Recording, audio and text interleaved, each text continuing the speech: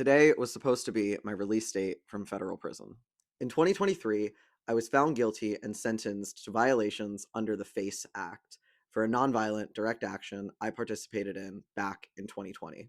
It happened at the Washington Surgery Clinic, the late-term abortion clinic run by the notorious Dr. Cesare Santangelo.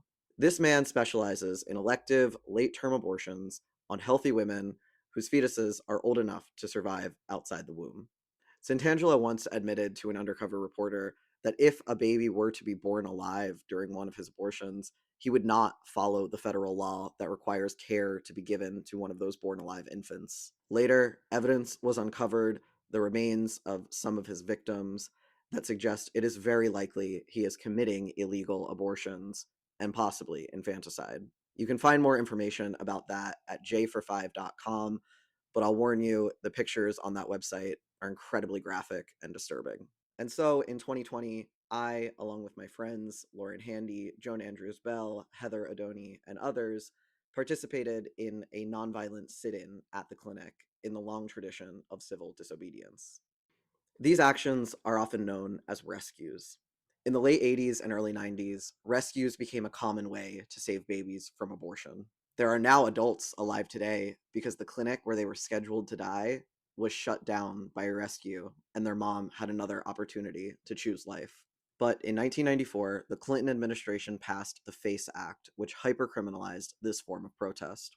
Instead of simple trespassing like you might get for a nonviolent sit-in at any other location, it made doing it at an abortion clinic a federal crime. It pretty much successfully shut down the rescue movement for decades, until people like my co-defendants decided to pick back up the mantra, abortion is murder, so act like it.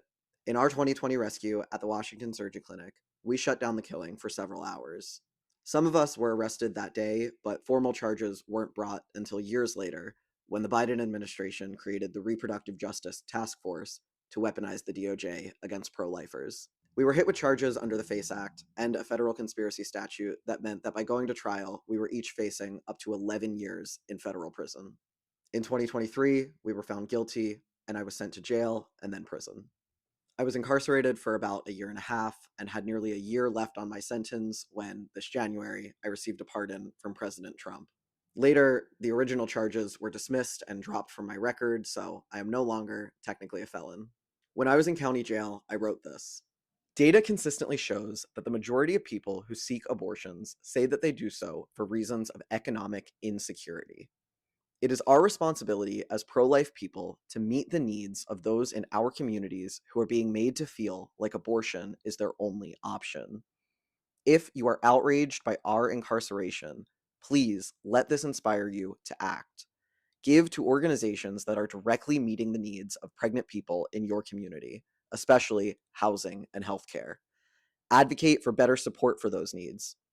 Most urgently, while we are incarcerated, please take our place on the sidewalks outside of these clinics to offer resources, support, and hope to those walking in. And that's exactly what people did. In letters from the outside, I heard of babies who were saved because people were motivated by what I did, went out to the sidewalks, met women where they were, and offered to walk with them through their pregnancies and after. Going to prison wasn't fun. It sucked, actually. But I stand by what I said then, which is that if even one life was saved, then it was worth it. If I had to give up a few years of my life so that someone else could live decades of theirs, then it's worth it. But now I'm free and I'm back working on the outside again to save lives in my community. I was released from prison early in the morning on the day of the annual March for Life in Washington, D.C. So I went. That night, I ran into Monica Snyder, the executive director of Secular Pro-Life. As a pro-life atheist, I had been a follower and fan of Secular Pro-Life for years, but I had no idea what was next for me. When Monica asked me what my plans were, I told her honestly, I don't know. My plan was to be in federal prison for the next year. After that conversation, she decided to hire me at Secular Pro-Life. Now, with our team and volunteers, we create educational content, speak on college campuses, and bring the pro-life message to places that otherwise wouldn't hear it. We defend unborn children in the media, challenge misinformation, and create space for other non-traditional pro-lifers like ourselves to get activated in this movement. We're proving that anyone can be pro-life, and that everyone should be. This summer, I came on full time, and I am so grateful to get to do this work. I'm not saying that everyone should do what I did or risk going to jail, but I am saying that if you believe that abortion is killing, that it's violence, you should do something, whatever that looks like for you. And I invite you to do it with us here at Secular Pro Life. But if we're not your people, go and find the ones who are and join them. But the killing is happening every day. So please do something.